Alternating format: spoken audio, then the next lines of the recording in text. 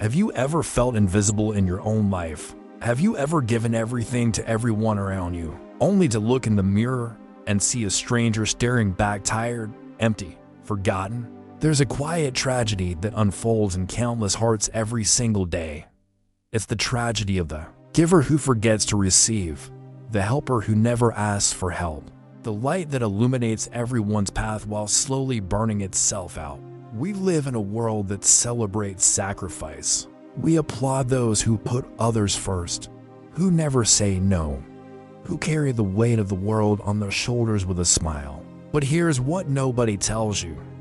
A candle that burns for everyone else eventually runs out of wax. And when it does, it leaves behind only darkness. Today, I want to share with you a story about a man who learned the hardest lesson of his life. A lesson that changed not just his world, but the world of everyone around him. This is the story of Daniel.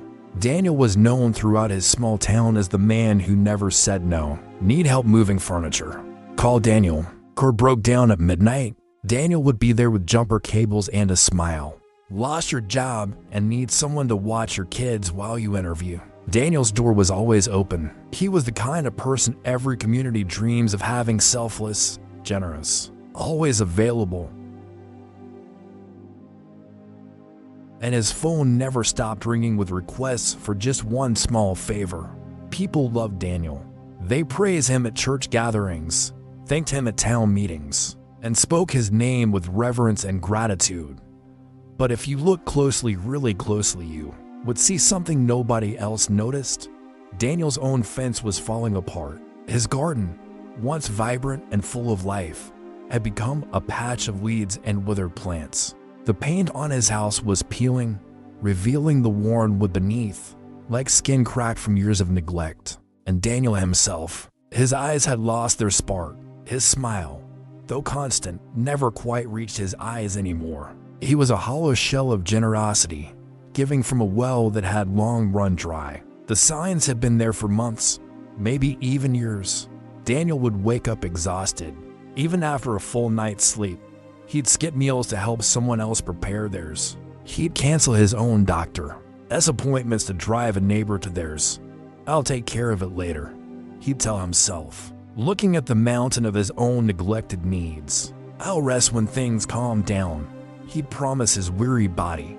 But things never calmed down, because when you're the person everyone depends on, there's always one more favor, one more emergency, one more person who needs you more than you need yourself. One evening, as Daniel sat alone in his dim, cluttered living room, he felt something strange, a tightness in his chest, a heaviness that wouldn't lift. His body was trying to tell him something his mind had been ignoring for far too long. The next morning, he could barely get out of bed. His head pounded, his muscles ached, and a fever burned through him like wildfire. For 3 days, Daniel lay in bed, too weak to move, too sick to help anyone, including himself. He waited for his phone to ring. Surely, someone would notice his absence. Surely, the people he had helped countless times would check on him, bring him soup, ask if he needed anything. But the phone remained silent. The doorbell never rang. Nobody came. In his darkest hour, when Daniel needed help the most, he discovered a truth that shattered him. He had become so useful to everyone that nobody saw him as a person anymore. They saw him as a resource, a tool, a solution to their problems. But they didn't see him. On the 4th day, still weak but able to walk, Daniel dragged himself to the town square.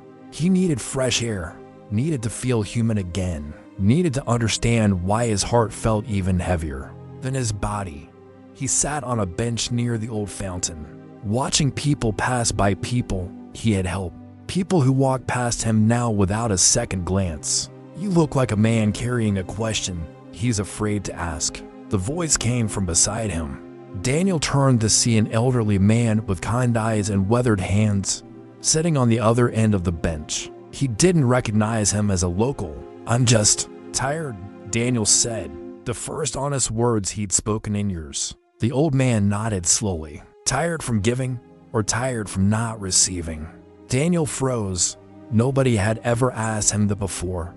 Both, I suppose, he admitted quietly. The old man smiled not with pity, but with understanding. "Let me tell you a story," he said. "A story about a lighthouse keeper named Samuel. Many years ago, on a rocky coast where storms came often and without warning, there lived a lighthouse keeper named Samuel. His lighthouse was the tallest for miles, its beam the brightest. It's laid a beacon of hope for every ship that sailed those dangerous waters. Samuel took his job seriously. Every night, he climbed the 100 steps to the top of his lighthouse and lit the great lamp. Every night, he watched the ships pass safely by, guided by his light. The ship's captains praised him. The townspeople honored him. Samuel saves lives every night. They said, Samuel is a hero, and Samuel felt proud. He felt needed. He felt important.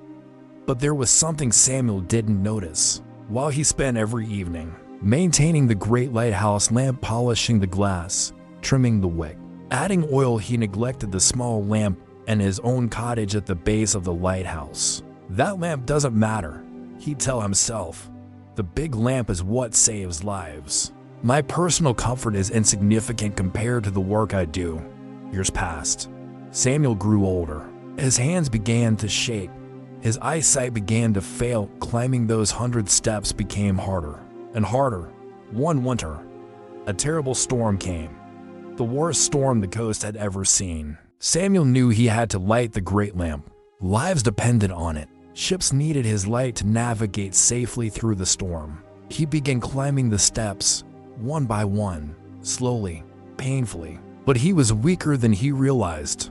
The years of neglecting himself had taken their toll. Halfway up, Samuel collapsed. He lay there on the cold stone steps, unable to move, unable to continue. That night, for the first time in 30 years, the great lighthouse remained dark. 3 ships crashed against the rocks in the storm. Lives were lost, and Samuel, lying alone in the darkness, realized a terrible truth. By neglecting himself, by letting his own flame grow dim, he had failed not just himself but everyone who depended on him. If he had taken care of his own health, his own strength, his own light, he would have been able to climb those steps. He would have saved those ships. But you cannot light the way for others when your own flame has gone out. The old man's story hung in the air between them like morning mist. Daniel felt tears streaming down his face, tears he didn't know he'd been holding back. "I'm Samuel," he whispered. "I'm the lighthouse keeper who let himself go dark." The old man placed a gentle hand on Daniel's shoulder. "But Samuel's story doesn't have to be your story. You're still here. Your flame is dim. Yes, but it's not extinguished. Not yet. What do I do?" Daniel asked, his voice breaking. "How do I light myself again?" "You start small," the old man said. "You start with yourself. You plant one flower in your garden. You fix one board on your fence. You cook one good meal for yourself. You rest when you're tired. You say no when you need to say no." "But people need me," Daniel protested weakly. "People need the real you, whole, healthy, strong, not the exhausted ghost you've become. A depleted person can only give depleted help, but a person who is full can pour into others without running dry." The old man stood up, preparing to leave.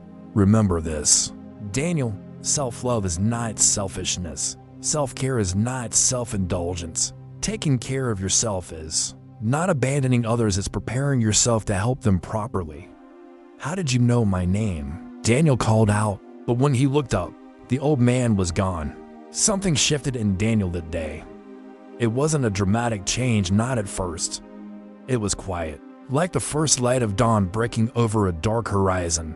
The next morning, instead of answering the phone when it rang at 6 a.m. with someone's urgent request, Daniel made himself breakfast. A real breakfast: eggs, toast, coffee he actually sat down to enjoy. It felt strange, almost rebellious, but also necessary. Later that day, when a neighbor asked him to help move boxes, Daniel heard himself say something he'd never said before. "I can help you tomorrow afternoon, but today I need to rest." The neighbor looked surprised but nodded, and the world didn't end. The neighbor found someone else. and they managed just fine. That weekend, Daniel went to his neglected garden. He pulled weeds. He planted new seeds. He fixed his fence, one board at a time. With each nail he hammered, each flower he planted, each moment he invested in himself. Daniel felt something returning, something he thought he'd lost forever. He felt alive again. Weeks turned into months. Daniel's house began to transform. Fresh paint covered the weathered walls. Flowers bloomed in the garden. Inside, he had repaired the broken cabinet, replaced the burnt-out light bulbs, organized the clutter, and more importantly, Daniel himself began to transform. He established boundaries. He learned to say, "I'll help you, but not right now." He scheduled time for rest, for hobbies, for simply sitting with a book and a cup of tea. And here's what amazed him. People still asked for his help. But now, when he helped them, he did so from a place of fullness rather than depletion. His help was more effective, more present, more genuine, because he was helping as a whole person, not as a worn-out ghost. Something beautiful began to happen in the town. People noticed Daniel's transformation. They saw him working in his garden, saw him smiling, really smiling for the first time in years. And some of them started to recognize themselves in who Daniel used to be. Sarah, the single mother who worked 2 jobs and never slept, started taking evening walks just 30 minutes for herself. Michael, the volunteer firefighter who never took a day off, finally used his vacation days to rest. The town's culture began to shift. People started talking about balance, about the importance of filling your own cup before pouring into others' cups. Daniel's quiet revolution of self-care became a movement of community wellness. And ironically, the town became healthier, more supportive, more genuinely helpful than it had ever been when everyone was running themselves into the ground, trying to help others. A year after his encounter with the mysterious old man, Daniel stood in his garden, admiring the roses he'd planted. His phone rang. It was his neighbor, Mrs. Henderson, asking if he could help her grandson with some homework later that week. "I'd be happy to help," Daniel said with a genuine smile. "How about Thursday afternoon? I have some time then." "That would be wonderful, Daniel, and thank you for teaching us all such an important lesson." "What lesson?" Daniel asked. "That we can't take care of others if we don't take care of ourselves first. My grandson actually wants your help with an essay about that very topic. You've become quite the example around here." After hanging up, Daniel sat on his porch, the porch he had rebuilt himself, and reflected on how far he'd come. He still helped people. He still cared deeply about his community. But now, he also cared about Daniel. He had learned that the most generous thing he could do was to maintain his own light, to fuel his own fire, to nurture his own soul. Because a candle that takes care of itself can burn steadily for years, illuminating countless paths. But a candle that gives all its wax away leaves everyone in darkness, including itself. Daniel's story is not unique. Right now, there are millions of people just like Daniel used to be, good people, caring people, generous people who forgot that they, too, deserve the kindness they so freely give to others. There are mothers who haven't slept properly in years, putting their children's needs above their own health. There are workers who skip lunch every day to meet deadlines that benefit everyone but themselves. There are caregivers who sacrifice their own mental health while looking after loved ones, forgetting that they too need care. There are teachers who spend their own money on supplies for their students while their own bills go unpaid.